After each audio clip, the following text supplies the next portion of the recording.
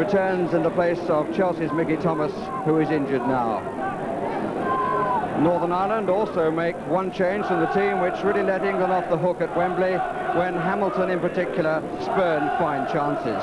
Jimmy Nicholl is unfit, so Nigel Worthington wins his first cap for his country at the end of a season which has seen him promoted with his new club, Sheffield Wednesday.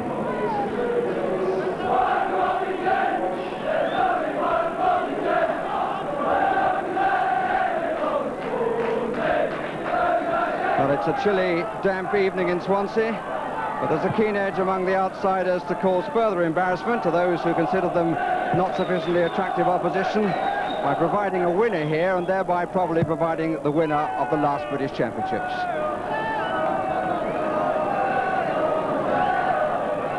And the Irish, who currently lead the table, not without support.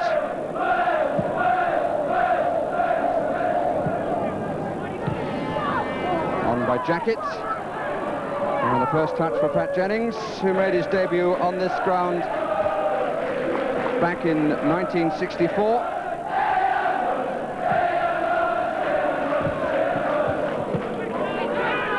James.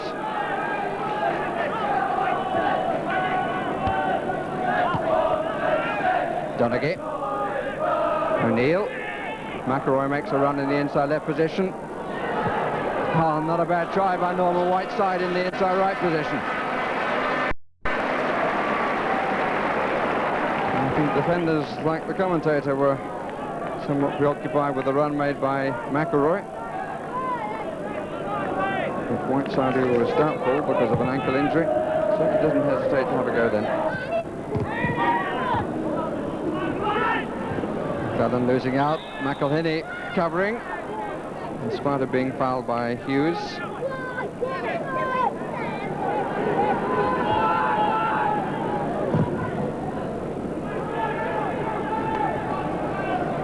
Phillips. Stewart doing well.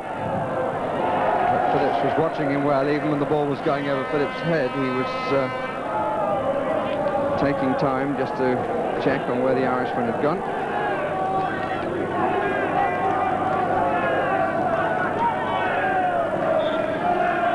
Stewart with the corner. Robbie James. 5 Irishmen in the middle. Oh, good save, marvellous save.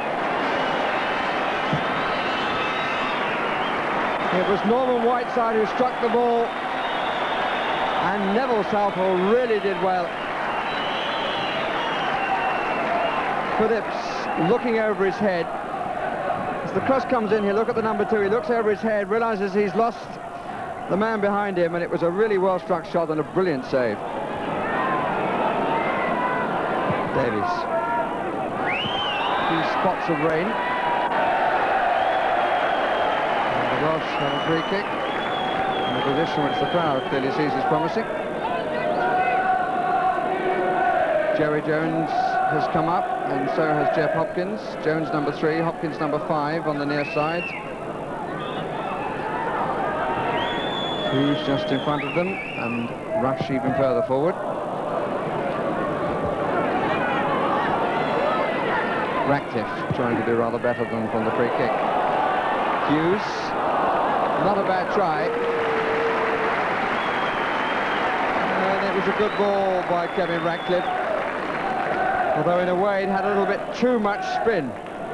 As we'll see now, it's curling back a little bit. If it had gone forward slightly more, Hughes would have had a better chance, but he didn't waste any time hoping to catch Jennings off his line.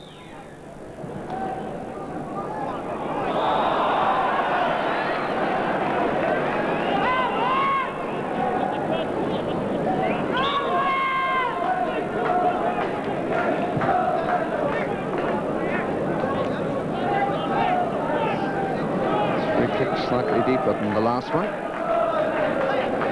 Same permutation in the box. Rush goes first, Hughes comes behind him, gets a good header.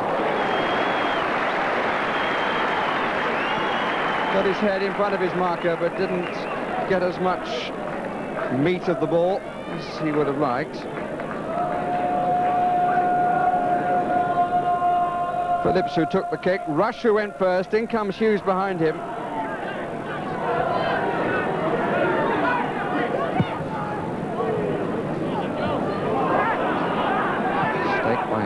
John McClellan. Oh, he did not look Worthington. And with a player like Ian Rush around, it could so easily have been fatal. Did I see a blush on his face? I think I did. This is Robbie James, who's made some pretty powerful runs from midfield and very nearly got Rush in there. And Pat Jennings, I think, got a kick in the face. Oh, dear. I think it's a bloodied nose.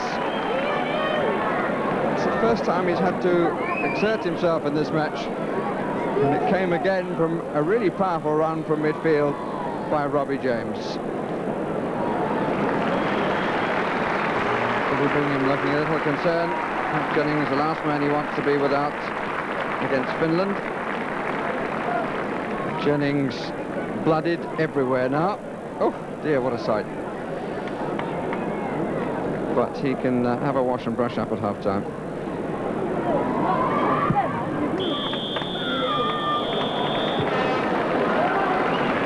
As he clears the ball, the whistle goes for half-time, with Pat Jennings' face the same colour as the palm of his gloves. He really only had to make one save in the half, and it denied the one real threat that we've seen from Ian Rush. The half-time score is 0-0. Facial injury to Pat Jennings, forcing Northern Ireland to bring Jim Platt into the fray at the start of the second half.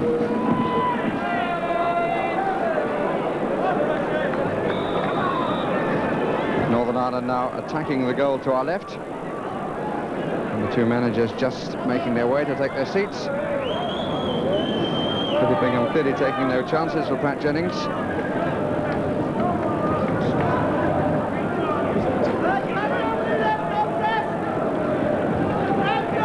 Is that Pat Jennings, who has a badly bruised nose, is slightly concussed. Armstrong, Martin O'Neill, and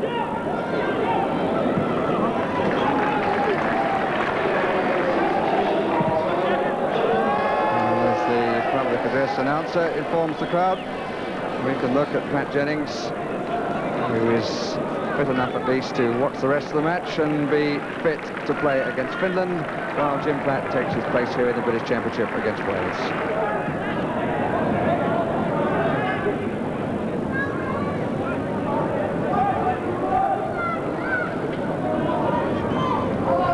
It really is a very, very quiet start to the second half.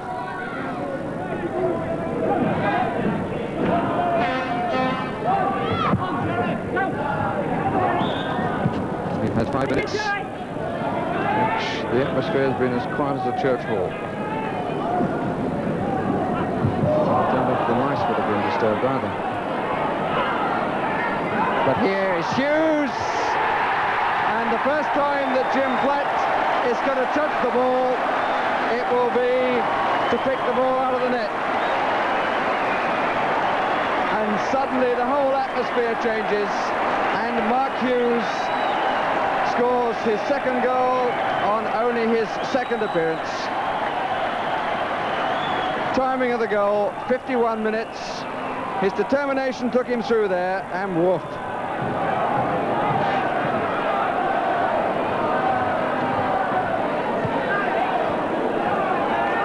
Here's Robbie James. And suddenly the Betchfield has woken up again. Bit of an attempt at a trip, which was good enough for the referee to give a free kick. This is how Hughes forced his way through. Certainly took it on the chest, albeit high up. Platt, no chance.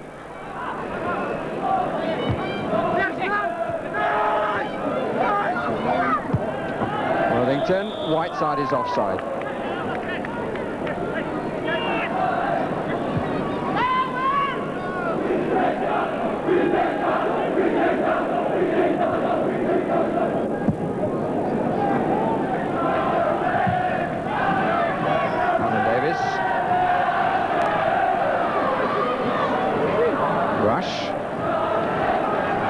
Good battling by Rush. Jacket. Rush once more. was a bit unlucky, but the point surely made about Ian Rush being the provider. Really battled for that ball then. Seemed to have lost it a couple of times, but got it with great determination. Little touch from Jacket, and it was Jacket came back again to Rush, and here is Hughes, and the right foot shot was not too far away.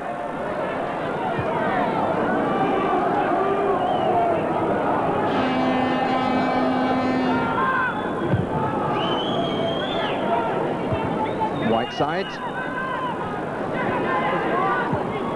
Phillips, Hughes, looking to turn on it and go. Rush went slightly too soon.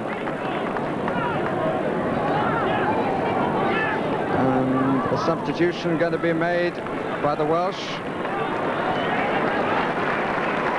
Gordon Davis goes off to be replaced by Nigel Vaughan of Cardiff City. So in terms of team tactics, a straight swap.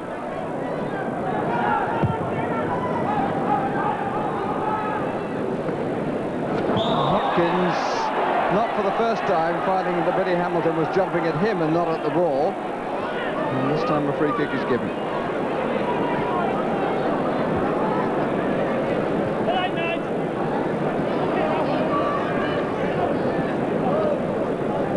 Southall nothing like as busy as on Saturday. Hughes withstood the challenge from behind, but couldn't get it off Martin O'Neill, but the challenge from behind has brought the free kick.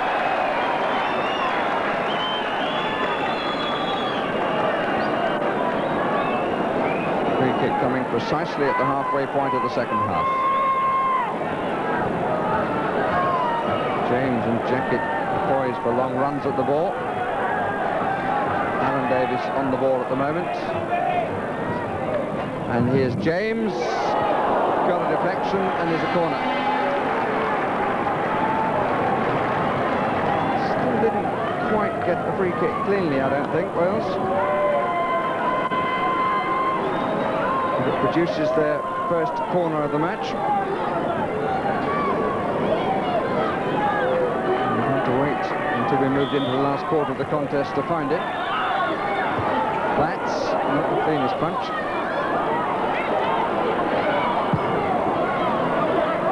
Across, Hughes couldn't get up to it. Here's Vaughan. Hughes, Vaughan. Jacket, and over the top by Ian Rush from inside the 6-yard box. He smiles about it. Little doubt in my mind that when the ball came to Kenny Jacket, that this was intended as a shot, but he didn't get it right, went straight to Rush, who tipped it over the top.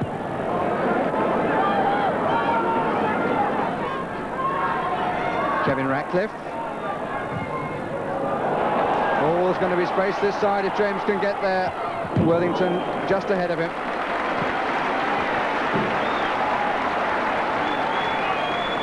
Did well did Nigel Worthington, but so did Kevin Ratcliffe.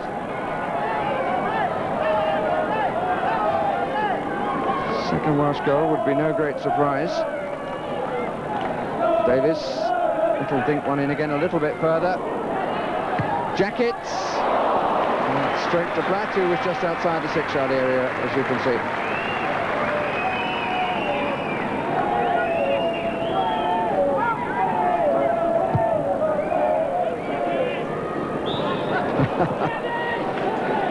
Push by Jacket.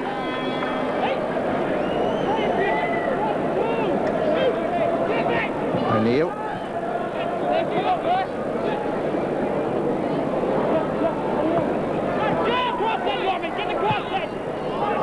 Hamilton going in, Southall in trouble, and there is the equaliser. And it's Armstrong who has his arm aloft to claim it. 74 minutes, 1-1, and the goal coming against the balance of play. But suddenly, there were the two big men in the middle. It didn't go as far as Hamilton. It was Armstrong in front of him who claims the goal, but it may well have been deflected off Jeff Hopkins.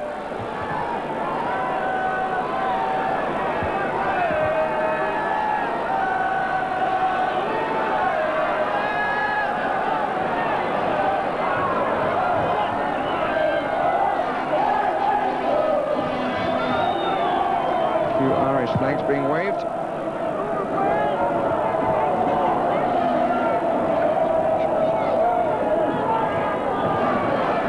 Never underestimate the Irish, particularly during the reign of Billy Bingham. Hughes, Hopkins, Ratcliffe. Well, they're encamped in the Irish half, but they've lost possession, and we're into the last minute. Stewart uses his shoulder well.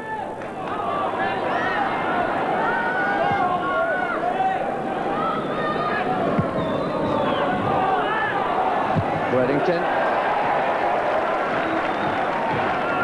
Nothing has been a lost cause for Robbie James.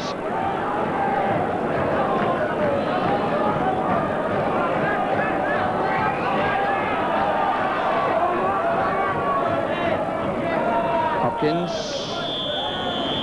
And the referee brings an end to the last meeting of these two very sharply on the whistle. And once again, the title would seem to rest between England and Scotland at Hampden on Saturday. Disappointing particularly for Mike England, whose side seemed to be in control, were looking for the second goal, when suddenly Northern Ireland, as they've done so often in the past, came back to say a lot for themselves and to equalise. The goal scored by Hughes with one by Armstrong. So with many youngsters on the pitch at the Vetchfield, the 88th and last meeting between Wales and Northern Ireland in the British Championship ends at 1 each.